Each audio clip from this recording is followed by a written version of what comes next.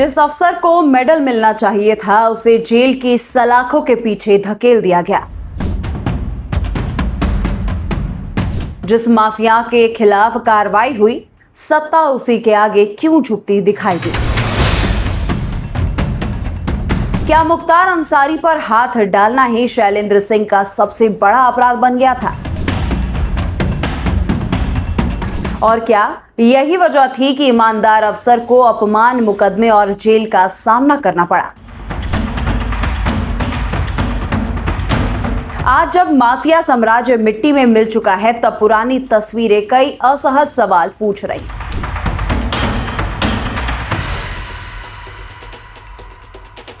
नमस्कार, स्वागत करती हूं आपका भारत नाउ लाइव में और मैं हूं आपके साथ आपकी अपनी गरिमा त्रिपाठी।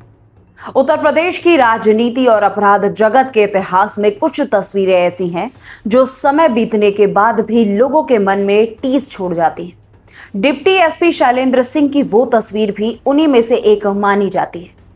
फटी हुई शर्ट, बेबस चेहरा और अपने ही विभाग के लोगों के बीच घिरा एक अधिकारी। सवाल ये नहीं कि उस तस्वीर में क्या दिख रहा था, सवाल यह है कि उस तस्वीर के पीछे आखिर ऐसी कौन सी कहानी थी जिसने एक पुलिस अधिकारी को नायक से खलनायक बनाने की कोशिश कर दी।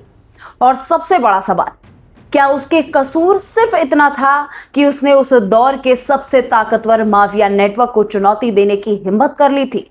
ये वो दौर था जब पूर्वांचल की राजनीति में मुख्तार अंसारी का नाम सिर्फ एक व्यक्ति का नाम नहीं था, बल्कि एक ऐसे प्रभाव का प्रतीक बन चुका था जिसके सामने बड़े बड़े लोग बोलने से पहले 10 बार सोचते थे।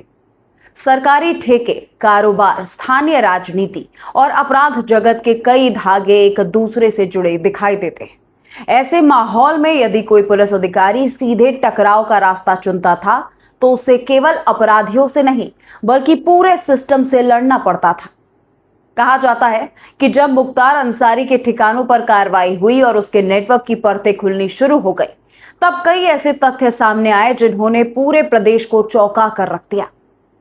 आरोप लगे कि उसके गिरोह तक सेना से जुड़ी सामग्री और हथियारों का नेटवर्क पहुंचा हुआ था।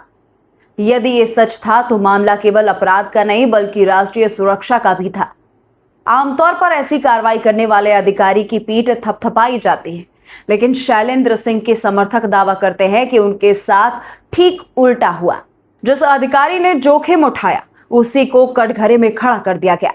उस समय उत्तर प्रदेश की राजनीति पर लगातार ये आरोप लगते रहे कि कुछ बाहुबली नेताओं को सत्ता का संरक्षण प्राप्त है।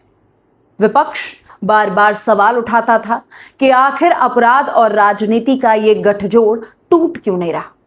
हर चुनाव में कानून व्यवस्था मुद्दा बनती थी, लेकिन जमीन पर हालात बदलते नहीं दिखाई देते थे।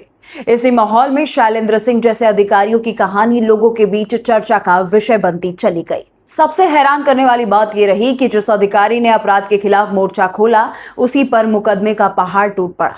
समर्थकों का आरोप है कि सत्ता के दबाव में उन्हें अपमानित किया गया, फर्जी मामले में फंसाया गया और जेल तक भेज दिया गया। यदि ऐसा हुआ तो यह केवल एक व्यक्ति के साथ अन्याय नहीं था, बल्कि उन हजारों पुलिस अधिकारियों के लिए भी संदेश था जो कानून के लिए लड़ने का सपना देखते थे। संदेश बेहद साफ था, माफिया से टकराने की कीमत बहुत भारी हो सकती है। जब अतीक अहमद और मुख्तार अंसारी जैसे नामों की चर्चा होती है तो एक पूरा दौर आंखों के सामने घूम जाता है। वो दौर जब अपराधी केवल अपराधी नहीं रह गए थे बल्कि राजनीतिक समीकरणों का एक हिस्सा बन चुके थे। प्रयागराज में अतीक अहमद का दबदबा हो या फिर पूर्वांचल में मुख्तार अंसारी का प्रभाव, दोनों की कहानियां इस बात का उदाहरण मानी जाती हैं कि जब अपराध और राजनीति का गठजोड़ मजबूत हो जाए तो आम आदमी का विश्वास कानून से डगमगाने लगता है। लोग पूछते थे कि आखिर इतने मुकदमे होने के बावजूद कार्रवाई क्यों नहीं होती? आखिर इतने वर्षों तक ये नेटवर्क फलते फूलते कैसे रह गए? यही वो सवाल है जिनका जवाब उत्तर प्रदेश की राजनीति आज भी खोज रही है। लेकिन 2017 के बाद की तस्वीर तेजी से बदलती दिखाई दी। योगी आदित्यनाथ सरकार ने सत्ता संभालते ही साफ संदेश दे दिया कि प्रदेश में माफिया नहीं बल्कि कानून का राज चलेगा। यह सिर्फ एक राजनीतिक नारा नहीं था बल्कि प्रशासनिक कार्रवाई के रूप में दिखाई भी दिया। जिन नामों का कभी खौफ था उनकी संपत्तियों पर बुलडोजर चलते दिखाई दिए। जिन बाहुबलियों के खिलाफ कार्रवाई की कल्पना भी मुश्किल मानी जाती थी, वे अदालतों और जेलों के चक्कर काटते नजर आए। करोड़ों नहीं, हजारों करोड़ की अवैध संपत्तियों पर कार्रवाई हुई। अपराध जगत के कई बड़े चेहरे या तो कानून के शिकंजे में आए या उनका साम्राज्य ढह गया। यहीं पर शैलेंद्र सिंह जैसे अधिकारियों की कहानी फिर प्रासंगिक हो जाती है। लोग पूछने लगे कि यदि आज माफियाओं के खिलाफ कार्रवाई को सरकार अपनी उपलब्धि बता रही है, तो उन अधिकारियों के साथ क्या हुआ जिन्होंने वर्षों पहले यही लड़ाई शुरू की थी? क्या वे अपने समय से आगे थे? क्या उन्होंने वो जोखिम उठाया था जिसे उस दौर की राजनीति स्वीकार करने को तैयार नहीं थी? ये सवाल आज भी बहस का बहुत बड़ा विषय है। उत्तर प्रदेश की जनता ने भी पिछले एक दशकों में दो अलग अलग तस्वीरें देखी हैं। एक तस्वीर वो थी जिसमें अपराधियों के नाम सुनकर के लोग रास्ता बदल लेते थे, और दूसरी तस्वीर वो है जिसमें सरकार खुल करके कहती है कि अपराधी चाहे कितनी भी बड़े क्यों ना हो, उसे कानून के सामने झुकना ही पड़ेगा। यही वजह है कि योगी सरकार समर्थक अक्सर दावा करते हैं कि प्रदेश में कानून व्यवस्था को लेकर के जो बदलाव दिखाई दे रहा है, वो दशकों पुराने अपराध राज के खिलाफ निर्णायक लड़ाई का परिणाम है। शैलेंद्र सिंह की तस्वीर इसीलिए प्रतीक बन गई क्योंकि वो केवल एक व्यक्ति का दर्द नहीं दिखाती, बल्कि उस दौर का आईना भी दिखाती है जब ईमानदार अधिकारी खुद को अकेला महसूस करते थे। आज जब मुख्तार अंसारी का साम्राज्य इतिहास बन चुका है, अतीक अहमद का नेटवर्क ध्वस्त हो चुका है और माफियाओं के खिलाफ कार्रवाई सरकार की पहचान बन चुकी है, तब ये तस्वीर लोगों को याद दिलाती है कि अपराध के खिलाफ लड़ाई एक दिन में नहीं जीती जाती। कुछ लोग उसकी कीमत अपने करियर से चुकाते हैं, कुछ अपनी प्रतिष्ठा से और कुछ अपनी पूरी जिंदगी से। शायद यही वजह है कि आज भी जब शैलेंद्र सिंह का नाम लिया जाता है तो चर्चा सिर्फ एक अधिकारी की नहीं होती।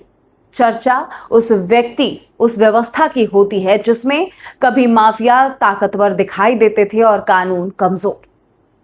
और चर्चा उस बदलाव की भी होती है जहां आज सरकार दावा करती है कि उत्तर प्रदेश में अब माफिया नहीं, सिर्फ कानून की राज चलेगा। यही बदलाव उस तस्वीर को और ज्यादा ऐतिहासिक बना देता है, क्योंकि वो याद दिलाती है कि सत्ता बदलने से पहले और सत्ता बदलने के बाद का उत्तर प्रदेश कितना अलग था। आपको ये वीडियो कैसा लगा कमेंट सेक्शन में जरूर बताइएगा। वीडियो अच्छा लगे तो शेयर जरूर करिए, क्योंकि आपका एक शेयर हमारे लिए बहुत ज्यादा कीमती है। चैनल हमारा नया है तो चैनल को सब्सक्राइब करना मत भूलिए। वीडियो पसंद आए तो लाइक, कमेंट, शेयर जरूर करिएगा।